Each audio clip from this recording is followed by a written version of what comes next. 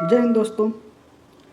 आज जो भी हम लेके सेशन उपस्थित हैं, इस पे आज हम लोग डिस्कशन करेंगे कि क्या गणित और विज्ञान की पुस्तकों का हो सकता है कॉपीराइट।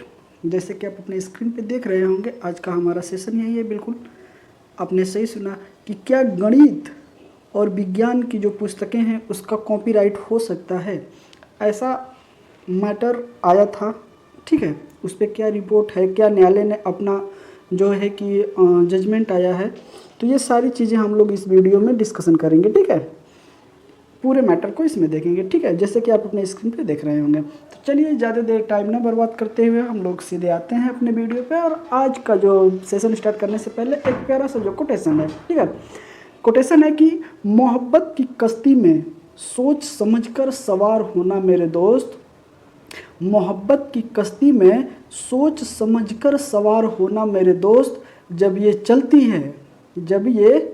है तो किनारा नहीं मिलता, और जब ये डूबती है तो सहारा नहीं मिलता। ये मोहब्बत की जो गाड़ी चलती है ना, तो लोग कहते हैं ना कि प्यार बड़ा सोच समझ के करना, कहीं ऐसा ना हो कि बीच रास्ते में ही कोई छोड़ के चला जाए तो हम किसी और के नहीं रहे। और कभी कभी होता है कि कश्ती जब हम जैसे नाव पे चढ़ते हैं, जब हमें बीच भंवर में डूबना होता है तो वहाँ पे भी हमें कोई बचाने नहीं आता, ठीक है। तो ये सारी चीज़ें दुनिया का कस्तूर है। चलिए इनसे निकल के हम लोगों को आगे चलना है, ठीक है। तो टाइम ना बर्बाद करते हुए सीधे हम लोग अपने सेशन पे आते हैं, और आज का ये सेशन है, ठीक है। चलिए देखते हैं कि चर्चा में क्यों है, ठीक है। तो ये चर्चा में क्यों है, देखिए आंध्र प्रदेश उच्च न्यायालय, ठीक है।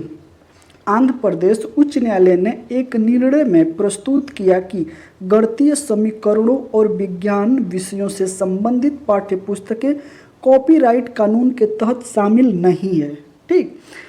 उच्च न्यायालय जो है आंध्र प्रदेश का, इसने साफ साफ बोल चुका है कि जो कि गणितीय समीकरण की जो बुक है या फिर विज्ञान की जो बुक है, ये कॉपीराइट क्लेम में नहीं आएगा, ठीक है। उसके कानून के तहत में ये नहीं आता है। आगे देखते हैं मामला क्या था। तो मामला की अगर मैटर की बात की जाए तो मैटर ये है कि इस मामले की सुनवाई गुंटूर, ठीक है, गुंटूर स्थित दीप्ति पब्लिकेशन हाउस की याचिकाओं के जवाब में की है, ठीक है। किसकी याचिकाओं में, तो दीप्ति पब्लिकेशन, आप देख सकते हैं दीप्ति पब्लिकेशन हाउस है जो ये स्थित है कहाँ, तो गुंटूर में। ये गुंटूर में जो स्थित है दीप्ति पब्लिकेशन, उसने एक याचिका डाली, ठीक है। और इस याचिका की सुनवाई जो हुई है, तो ये याचिका कब है, तो 2010 में इन्होंने कोर्ट में पिटीशन किया था, ठीक है। अब सरकारी आदेश को इन्होंने चुनौती दे डाली थी। जो याचिका इन्होंने दायर किया था 2010 में, उसमें क्या हुआ था कि सरकारी जो आदेश था उसको इन्होंने क्या किया, तो चुनौती दे डाली। कहाँ, तो वो कोर्ट में, ठीक है। अब इसमें क्या है, तो आगे है कि इनमें चोरी से बचने के लिए निजी स्कूल और कॉलेजों को अपनी किताबें प्रकाशित करने से संबंधित किया गया था, ठीक है। इसमें जो कि इन्होंने बोला था इसमें, तो इन्होंने कहा था कि भाई चोरी जो हो रही है, जो प्राइवेट स्कूल वाले हैं, ये लोग अपनी बुक जो कि यहाँ से चुरा के, जो भी कि सरकारी बुकें हैं उसमें से निकाल के ये लोग क्या करते हैं, तो अपने यहाँ प्रिंटेड करके और उसको बेचते हैं, ठीक है। आदेश में निजी कॉलेज को सीबीएसई और आईसीएसई धारण द्वारा निर्धारित किताबें, ठीक है, तेलुगु अकादमिक से खरीदने का निर्देश दिया गया था, ठीक है। निजी कॉलेज जो थे उसमें सीबीएसई बोर्ड या फिर आईसीएसई बोर्ड जो होता है, इन दोनों की जो किताबें थी वो तेलुगु एकेडमी, ठीक है, तेलुगु अकादमी से खरीदने का निर्देश दिया गया था, ठीक है। चलिए आगे देखते हैं।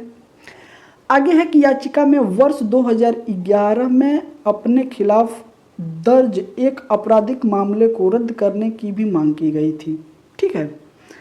तो 2010 में कोई आपराधिक मामला था, उसमें यह भी कहा गया था कि उसको जो है कि ख़त्म किया जाए, ठीक है।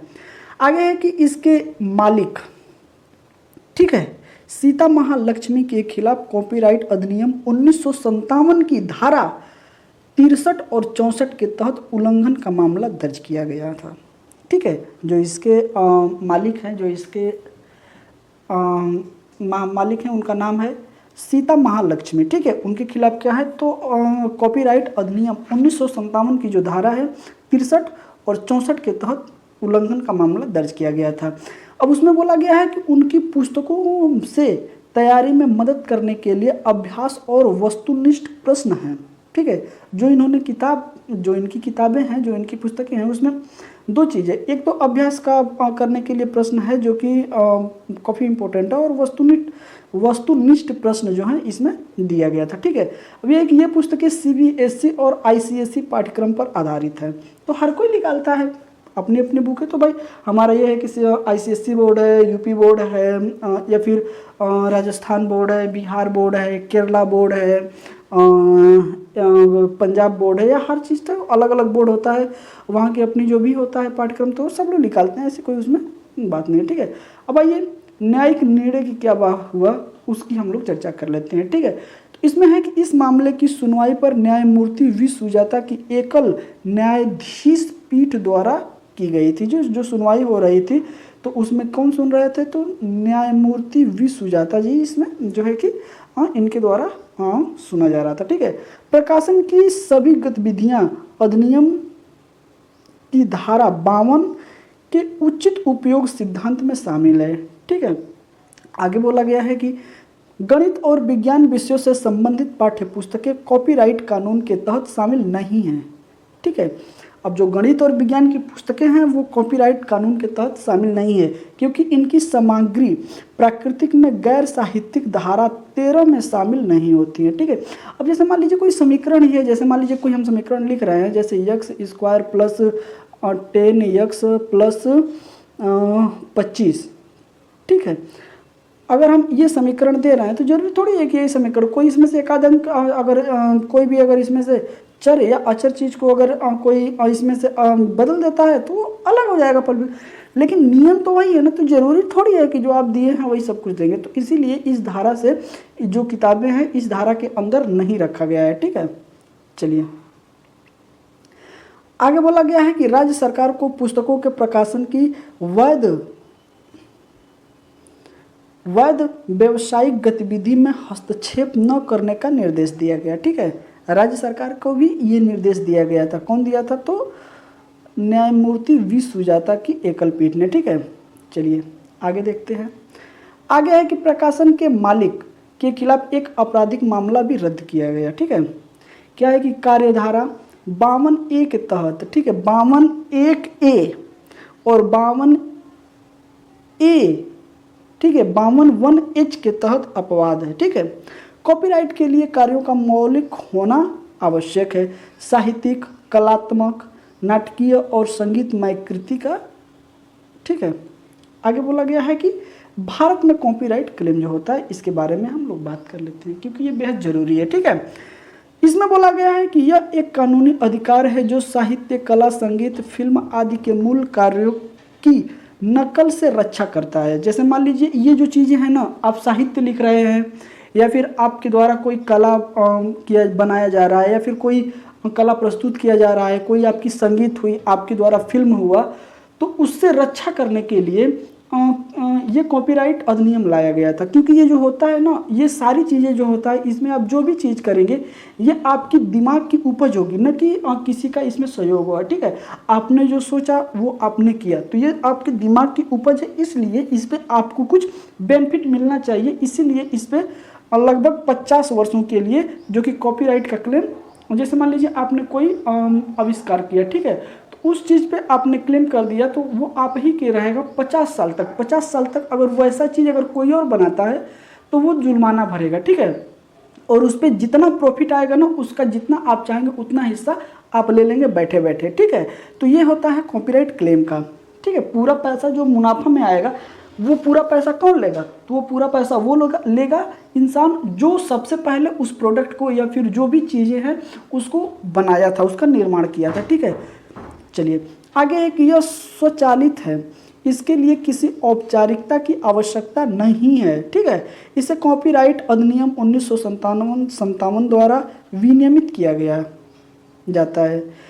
इसके तहत प्रदर्शन के बाद 50 वर्षों तक, ठीक है, जैसे कि मैंने आपको बताया था 50 वर्षों तक कलाकार के काम को रक्षा मिलती है, मतलब एक सुरक्षा मिलती है, कवच है एक तरीके से कि आपने जो चीज़ें प्रस्तुत की है वो 50 साल तक वो आप ही करेगा। 50 साल के बाद कोई निर्माण करेगा। तो होता बेसिकली क्या है कि जैसे मान लीजिए आपने कोई निर्माण किया, तो जब आपने कोई निर्माण किया तो जाहिर सी बात है कि आप उसमें कुछ साल के रहे होंगे, 20-25 साल या फिर 15-16 साल के, तो 15 साल से तो ऊपर के ही एक मानक होता है। आप उसके अब 50 साल तक जब आपने आविष्कार किया तो कुछ समय लगा, मतलब आप मोटी मोटा मान लीजिए कि कोई भी चीज़ अगर आप आविष्कार कर रहे हैं तो उसको पूरा प्रॉपर लाने में, ठीक है, आपको लगभग 15 से 20 साल के बीच में आपकी एज चली जाएगी।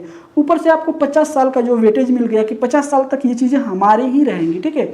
एक तरीके से क्या होता है कि उस चीज़ पे आपका एकाधिकार हो जाना, ठीक है, दूसरा कोई वो नहीं करेगा 50 साल तक। अगर कोई करता है तो उसमें कुछ ना कुछ चेंज दिखाना जरूरी होता है, ठीक है। तो 50 साल तक हमें मिल गया। अगर हमारी एज 20 साल पे हमने कोई प्रोडक्ट बनाया और उसका हमें अधिकार मिल गया, ठीक है, 50 वर्ष तक, तो 70 वर्ष के तो हम हो जाएंगे, ठीक है। तब तक वो क्या होगा, कोई नहीं बनाएगा। और 50 साल के बाद काफ़ी समय होता है ना, उसके बाद फिर वो चीज़ें दूसरा बनाएगा तो उसमें कुछ अपडेट कर देगा, ठीक है, तो वो क्लेम के अंदर नहीं आएगा, ठीक है। इसकी धारा 73 के तहत यदि कोई भी व्यक्ति जानबूझकर किसी काम में कॉपीराइट का उल्लंघन करता है, ठीक है, तो इसमें सजा का भी प्रावधान है, जो कि उसे 6 माह से 3 वर्ष की कितना कारावास हो जाएगा, तो 6 माह से 3 वर्ष का कारावास हो जाएगा, या 50,000 से 1 लाख रुपए तक का जुर्माना हो सकता है, ठीक है। अब यह है कि इस कानून में वर्ष 2012 में संशोधन किया गया था। और क्या संशोधन किया गया था, तो इसमें क्या कहा गया था कि कलाकारों के काम के लिए रॉयल्टी प्राप्ति को सुनिश्चित करना, ठीक है, ये इसमें सुधार किया गया था। अब सोचिए कि आपको अगर ऐसा काम करते हैं कॉपीराइट उल्लंघन का, तो